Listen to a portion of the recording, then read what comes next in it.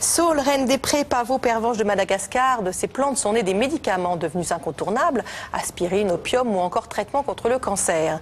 Comme ces plantes, des milliers d'autres regorgent de propriétés médicinales. Et c'est à leurs nombreuses vertus que s'est intéressé un laboratoire français. Objectif, redécouvrir les principes actifs naturels des plantes et les intégrer dans les médicaments et cosmétiques de demain. Les explications, Jonathan Kenkin, Lionel Langlade et Adrien Gémenet.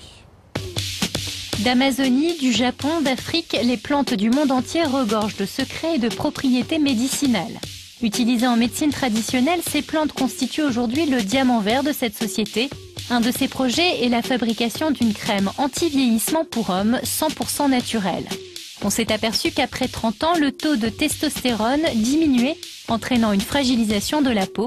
Il faut donc trouver les moyens d'empêcher la dégradation de cette hormone.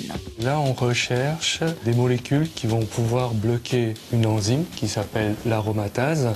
Et en bloquant cette enzyme, on empêche la dégradation de la testostérone. Donc ici, on voit l'enzyme. Et puis la zone verte ici, c'est le site actif. C'est là où les interactions entre les molécules et l'enzyme peuvent se faire. Plusieurs milliers de molécules issues des plantes vont être testées une par une. L'idée est de trouver celle qui s'emboîte le mieux dans l'enzyme afin de la bloquer, un peu comme deux Lego complémentaires. Grâce à cette technique de modélisation en 3D, 3 molécules différentes sont retenues. Elles sont représentées ici en bleu, en blanc et en orange. Place maintenant à la partie technique. Il va falloir sélectionner parmi ces 3 molécules la plus puissante, c'est-à-dire la plus efficace pour bloquer l'enzyme responsable de la dégradation de la testostérone. Donc l'enzyme a été placée au fond de chacun de ces puits et on va ensuite répartir les différentes molécules qui ont été sélectionnées dans l'ensemble des puits. Puis on ajoutera un réactif qui va permettre de révéler l'activité de la molécule testée. Plus la molécule sera active vis-à-vis de l'enzyme, plus la coloration bleue sera prononcée. Le mélange est ainsi fait, la plaque est déposée sur cet agitateur. Quelques minutes plus tard, les premières colorations apparaissent. Donc sur la gauche, on a notre référentiel et ici nos 3 molécules. Donc on voit que la première molécule n'a pas du tout réagi, que la troisième molécule a réagi mais de manière moyenne. Par contre, la molécule centrale ici a fortement réagi et donc c'est un actif qui sera puissant. Et cette molécule, donc il s'agit de l'onochiol et on va maintenant pouvoir passer dans nos bases de données pour voir dans quelle plante trouver cette molécule. Et cette plante, c'est le Magnolia obovata. Pour le savoir, les chercheurs utilisent une base de données informatique riche de 150 000 molécules. Il suffit de taper le nom de la molécule, ici l'onochiol, et apparaît aussitôt le nom des plantes qui contiennent ce produit. Retour au laboratoire, plus de 200 plantes y sont précieusement conservées. Les scientifiques vont maintenant travailler directement sur le Magnolia afin de déterminer sa concentration en onochiol. L'objectif est de savoir si la plante en possède suffisamment pour être utilisée au niveau industriel. Première étape, la plante est broyée.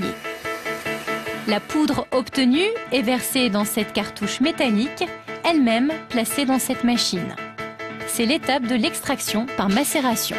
Le système de pompage va permettre d'introduire le solvant dans le récipient métallique qui contient la plante. Ce récipient est maintenu à 60 degrés pour accélérer l'extraction des principes actifs que l'on va ensuite récupérer sous la forme liquide telle que ceci. La solution obtenue est filtrée puis analysée à l'aide de cet appareil. Les différentes molécules extraites de la plante vont passer sur cette colonne et sont séparées en fonction de leur charge électrique. Résultat, on obtient des pics caractéristiques pour chacune d'entre elles. Donc là, les résultats de l'analyse nous montrent que la molécule que l'on recherchait, l'onochiol, qui est ici sous forme d'une référence, est bien présente dans la plante, ici. Donc on a validé cette information et on a également obtenu la quantité d'onochiol présente dans 100 grammes de plante. Et c'est cette information que l'on va donner aux industriels pour produire l'onochiol, le principe actif, en grande quantité. La concentration d'onochiol étant suffisante, la crème anti-âge va pouvoir être développée. Ce laboratoire travaille aujourd'hui sur une dizaine d'autres projets, dont un très prometteur, un médicament 100% naturel qui permettrait de lutter contre l'asthme. À suivre donc. Allez, on reviendra sur ce sujet puisque lundi, Allo Docteur sera consacré aux plantes médicinales.